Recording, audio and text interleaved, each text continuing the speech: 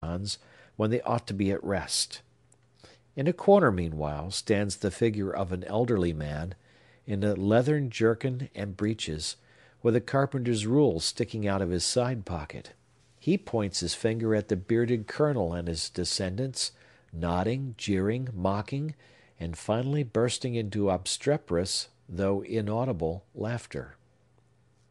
Indulging our fancy in this freak, we have partly lost the power of restraint and guidance. We distinguished an unlooked-for figure in our visionary scene. Among those ancestral people there is a young man, dressed in the very fashion of to-day. He wears a dark frock coat, almost destitute of skirts, gray pantaloons, gaiter boots of patent leather, and has a finely wrought gold chain across his breast, and a little silver-headed whalebone stick in his hand. Were we to meet this figure at noonday, we should greet him as young Jaffrey Pyncheon, the Judge's only surviving child, who has been spending the last 2 years in foreign travel.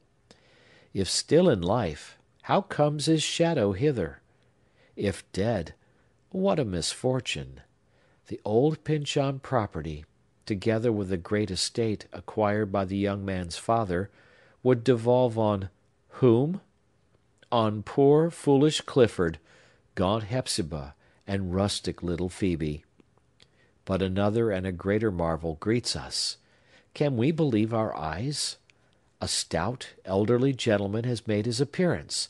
He has an aspect of eminent respectability, wears a black coat and pantaloons, of roomy width, and might be pronounced scrupulously neat in his attire, but for a broad crimson stain across his snowy neckcloth and down his shirt bosom. Is it the Judge, or no? How can it be Judge Pyncheon? We discern his figure, as plainly as the flickering moonbeams can show us anything, still seated in the oaken chair. Be the apparition whose it may, it advances to the picture, seems to seize the frame, tries to peep behind it, and turns away with a frown as black as the ancestral one. The fantastic scene just hinted at must by no means be considered as forming an actual portion of our story.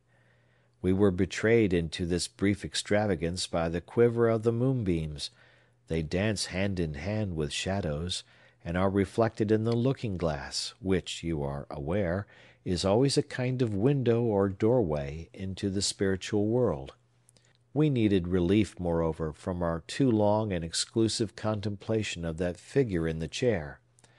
This wild wind, too, has tossed our thoughts into strange confusion, but without tearing them away from their one determined center. Yonder leaden Judge sits immovably upon our soul. Will he never stir again? We shall go mad unless he stirs. You may the better estimate his quietude by the fearlessness of a little mouse, which sits on its hind legs, in a streak of moonlight, close by Judge Pyncheon's foot, and seems to meditate a journey of exploration over this great black bulk. Ha! What has startled the nimble little mouse? It is the visage of Grimalkin, outside of the window, where he appears to have posted himself for a deliberate watch. This Grimalkin has a very ugly look. Is it a cat watching for a mouse, or the devil for a human soul? Would we could scare him from the window!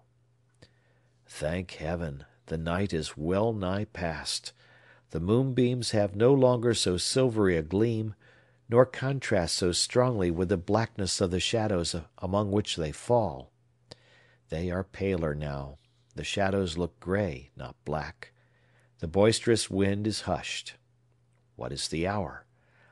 Ah, the watch has at last ceased to tick, for the Judge's forgetful fingers neglected to wind it up, as usual, at 10 o'clock, being half an hour or so before his ordinary bedtime, and it is run down, for the first time in 5 years. But the great world clock of time still keeps its beat. The dreary night, for oh, how dreary seems its haunted waste, behind us, gives place to a fresh, transparent, cloudless morn. Blessed, blessed radiance! The day-beam, even what little of it finds its way into this always dusky parlor, seems part of the universal benediction, annulling evil and rendering all goodness possible and happiness attainable. Will Judge Pyncheon now rise up from his chair?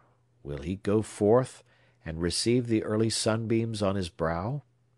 Will he begin this new day, which God has smiled upon and blessed and given to mankind? Will he begin it with better purposes than the many that have been spent amiss? Or are all the deep-laid schemes of yesterday as stubborn in his heart and as busy in his brain as ever? In this latter case there is much to do. Will the judge still insist with Hepzibah on the interview with Clifford? Will he buy a safe, elderly gentleman's horse? Will he persuade the purchaser of the old Pyncheon property to relinquish the bargain in his favor? Will he see his family physician and obtain a medicine that shall preserve him to be an honor and blessing to his race until the utmost term of patriarchal longevity? Will Judge Pyncheon, above all, make due apologies to that company of honorable friends, and satisfy them that his absence from the festive board was unavoidable, and so fully retrieve himself in their good opinion that he shall yet be governor of Massachusetts? And all these great purposes accomplished, will he walk the streets again with that dog-day smile of elaborate benevolence, sultry enough to tempt flies to come and buzz in it? Or will he, after the tomb-like seclusion of the past day and night, go forth a humbled and repentant man, sorrowful, gentle, seeking no profit, shrinking from worldly honor, hardly daring to love God, but bold to love his fellow man, and to do him what good he may? Will he bear about with him no odious grin of feigned benignity, insolent in its pretense, and loathsome in its falsehood, but the tender sadness of a contrite heart, broken at last beneath its own weight of sin? For it is our belief, whatever show of honor he may have piled upon it, that there was heavy sin at the base of this man's being. Rise up, Judge Pyncheon. The morning sunshine glimmers through the foliage, and beautiful and holy as it is, shuns not to kindle up your face.